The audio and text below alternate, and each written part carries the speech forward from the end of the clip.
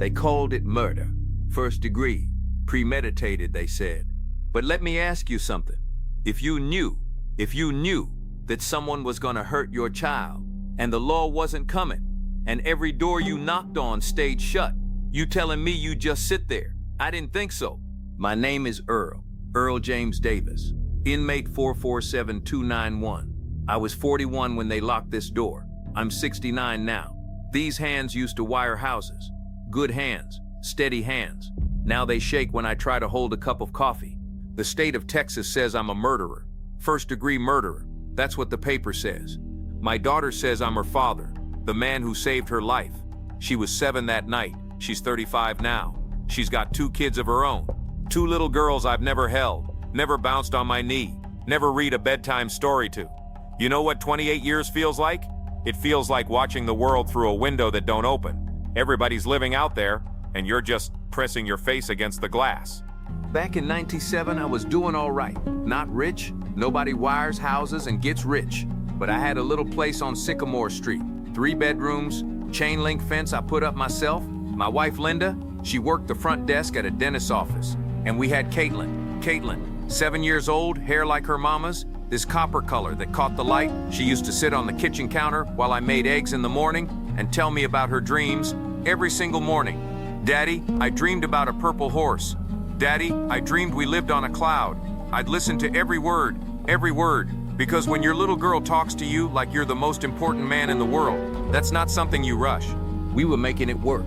2 paychecks, 1 mortgage, and a little girl who thought her daddy could fix anything. And I could. Mostly. Busted pipes, bad wiring, squeaky doors. That's what I did. I fixed things.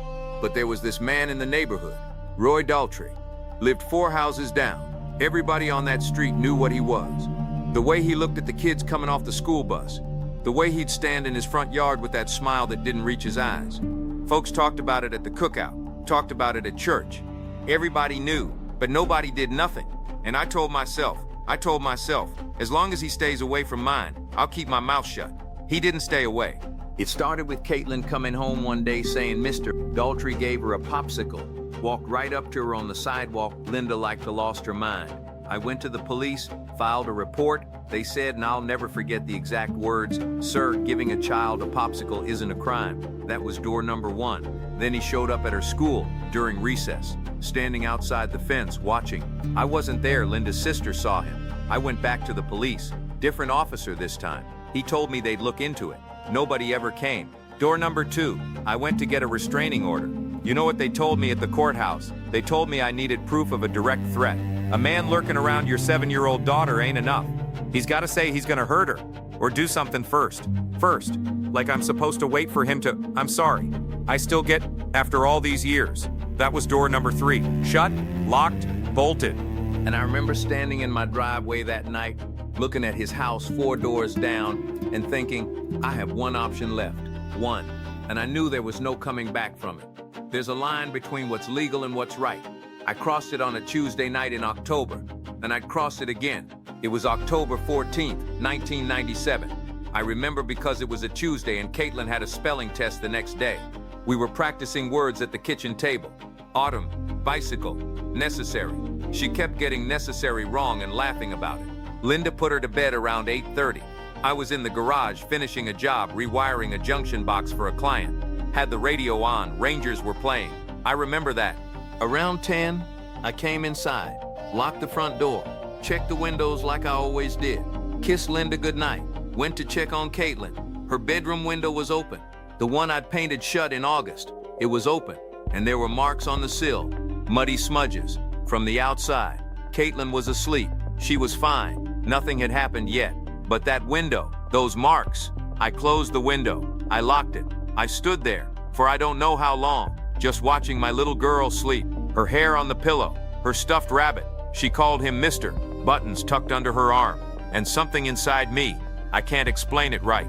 Something shifted, like a gear clicking into place. Real quiet, real final. I went to the bedroom closet, top shelf, behind the blankets. My daddy's Remington. Hadn't touched it in 3 years. Loaded it in the hallway with my back against the wall so my hands would stop shaking. Now I want you to listen to me close, because people ask me if I planned it. The prosecutor said I did.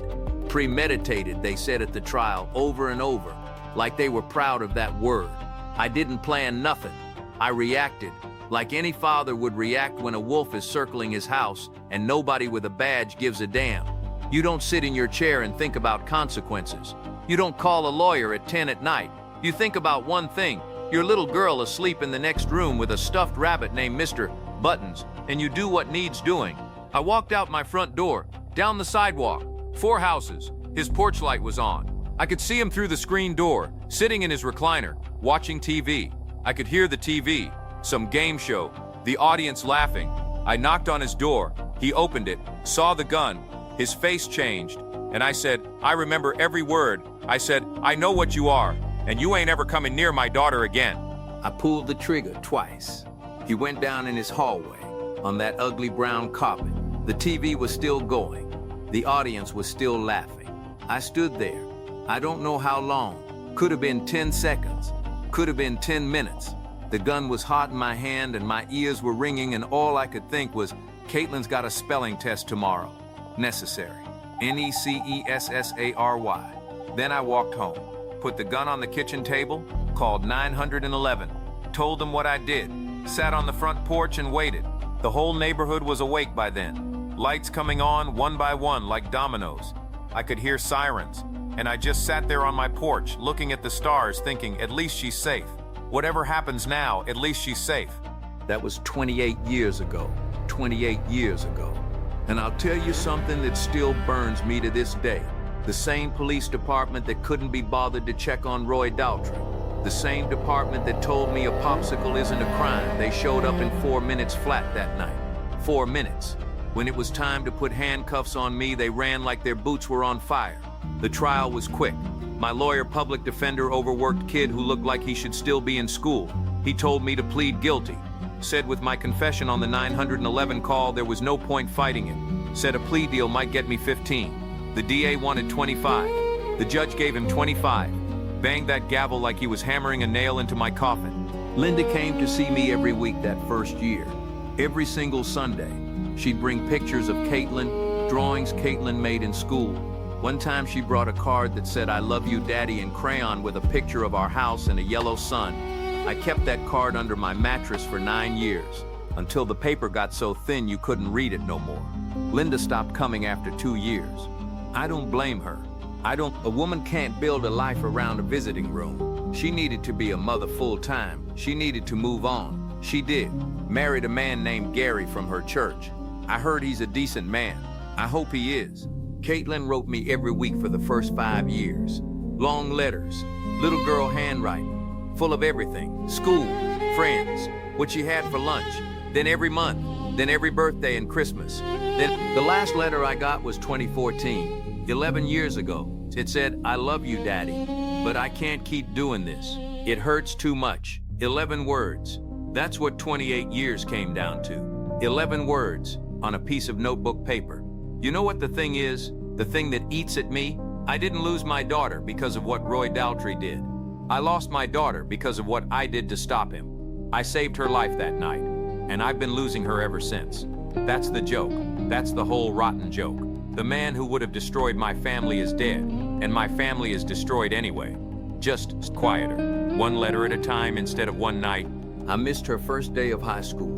Missed her prom. Missed her graduation. Linda sent me a photo. Caitlin in a blue cap and gown, smiling. I stared at that photo so long the colors started to blur.